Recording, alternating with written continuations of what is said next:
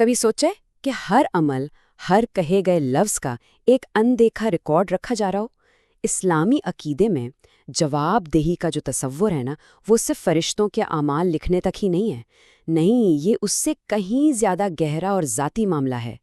یہ ایک ایسا نظریہ ہے جہاں ہمارا ہر قدم، ہماری ہر نیت ایسی جگہوں پر درج ہو رہی ہے جن کا شاید ہم کبھی تصور بھی نہیں کر سکتے۔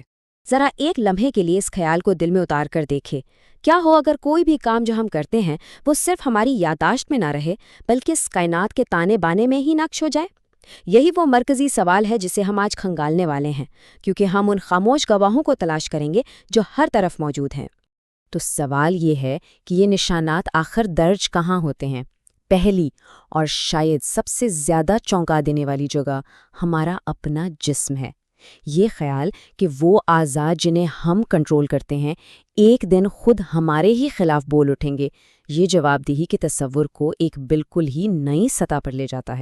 کیا اس کا تصور کیا جا سکتا ہے کہ جب ایک انسان یہ سوچے گا کہ اس کے اعمال کا کوئی گواہ نہیں تو اللہ تعالیٰ اس کی زبان پر مہر لگا دے گا اور اس کے اعضاء کو بولنے کا حکم دے گا؟ بھلا کوئی کیسے حیران نہ ہوگا جب اس کا اپنا جسم ہی اس کے خلاف بول پڑے؟ اور یہ کوئی نئی بات نہیں، کوئی من گھڑت کہانی نہیں ہے، یہ تصور براہ راست قرآن سے آیا ہے۔ اس سلائیڈ پر آپ سورہ فصلت کی آیات دیکھ رہے ہیں جو اس حیران کن منظر کو بیان کرتی ہیں جہاں ہمارا جسم خود ہمارا گواہ بن جاتا ہے۔ تو اصل نکتہ یہ ہے، صرف ہاتھ یا پاؤں ہی نہیں بلکہ ہمارے سننے اور دیکھنے کی حس اور یہاں تک کہ ہماری کھالیں بھی گواہی دیں گی۔ یہ ایک مکمل اور ایسی گواہی ہے جسے جھٹلایا نہیں جا سکتا، جہاں ہر حس ایک ریکارڈ کیپر بن جاتی ہے۔ اس منظر میں انسان کا صدمہ اور بے یقینی بالکل صاف نظر آتی ہے۔ سوچیں تو وہ اپنی ہی جسم کے حصوں سے سوال کرے گا، یہ سمجھ ہی نہیں پائے گا کہ وہ اسے کیسے دھوکہ دے سکتے ہیں۔ یہ ایک گہرے ذاتی احتساب کا لمحہ ہے۔ اور کھالوں کا جواب تو جیسے ہر چیز کو کھول کر سامنے رکھ دیتا ہے۔ وہ کہیں گی کہ بولنے کی طاقت ان کی اپنی نہیں بلکہ یہ براہ راست اللہ کے حکم سے آئی ہے جو ہر چیز کو بولنے پر قادر کر سکتا ہے۔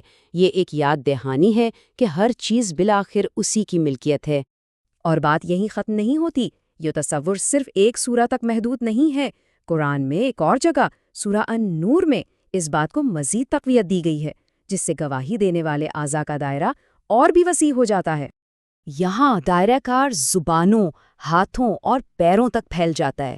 اور جو چیز واقعی دلچسپ ہے وہ ایک حدیث کا حوالہ ہے جس میں کہا گیا ہے کہ انسان کی بائیں ران گواہی دینے والا پہلا عضو ہوگی۔ یہ اتنی مخصوص تفصیل ہے جو اس پورے تصور کو مزید ٹھوس بنا دیتی ہے۔ اب ہمارے جسم سے آگے بڑھتے ہیں۔ گواہوں کا دائرہ اور بھی وسیع ہو جاتا ہے، یہاں تک کہ وہ زمین بھی شامل ہے جس پر ہم چلتے ہیں۔ ہمارے جسم کے بعد اگلا بڑا گواہ خود زمین ہے۔ اسلامی عقیدے کے مطابق وہ زمین جس پر ہم چلتے پھرتے ہیں وہ صرف مٹی اور پتھر کا ڈھیر نہیں بلکہ وہ ایک مبصر ہے، ایک زندہ گواہ ہے جو ہر عمل کو ریکارڈ کرتی ہے۔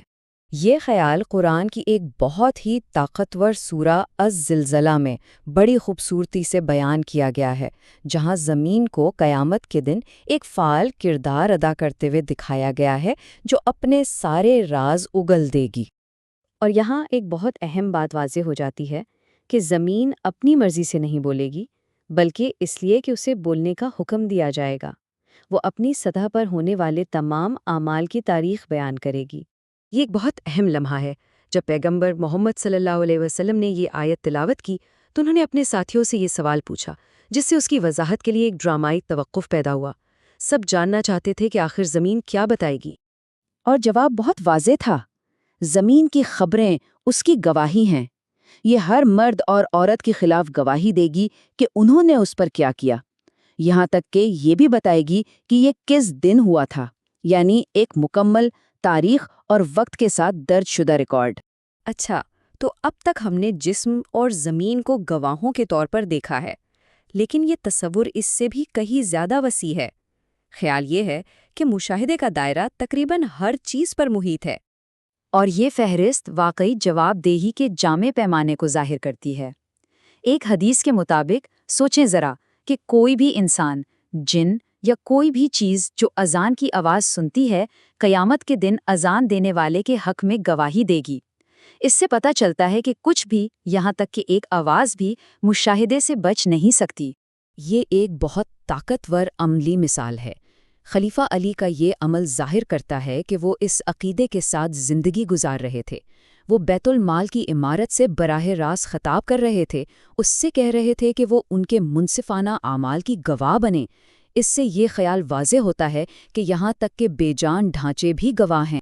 تو ان تمام گواہوں، جسم، زمین اور ہمارے ارد گرد کی ہر چیز کا آخر مطلب کیا ہے؟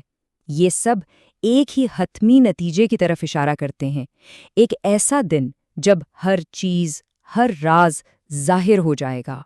اور یہی تو اصل مقصد ہے اس سب کا، ایک ایسا نظام قائم کرنا جہاں کوئی راز نہ ہو، جہاں ہر نیت، ہر مقصد اور ہر عمل سامنے لایا جائے۔ یہ حتمی شفافیت ہے۔ اور یہ حتمی شفافیت ایک وعدہ ہے جس کی تکمیل کو سورہ یاسین کی یہ آیت بیان کرتی ہے۔ یہ آیت اس دن کی حقیقت کی تصدیق کرتی ہے، یہ بتاتی ہے کہ جو کچھ ہو رہا ہے وہ بالکل وہی ہے جس کا وعدہ کیا گیا تھا۔ یہ تمام گواہیوں کے ایک ساتھ آنے کا حتمی نتیجہ ہے۔ آخر میں یہ ہمیں ایک گہرے سوال کے ساتھ چھوڑ جاتا ہے۔ اگر ہمارے جسم، وہ زمین جس پر ہم چلتے ہیں، اور ہمارے ارد گرد کی عمارتیں سبھی ہمارے اعمال کا ریکارڈ رکھ رہی ہیں، تو وہ سب مل کر کون سی کہانی سنائیں گی؟ یہ ایک ایسا خیال ہے جو ہر عمل پر غور کرنے کی دعوت دیتا ہے۔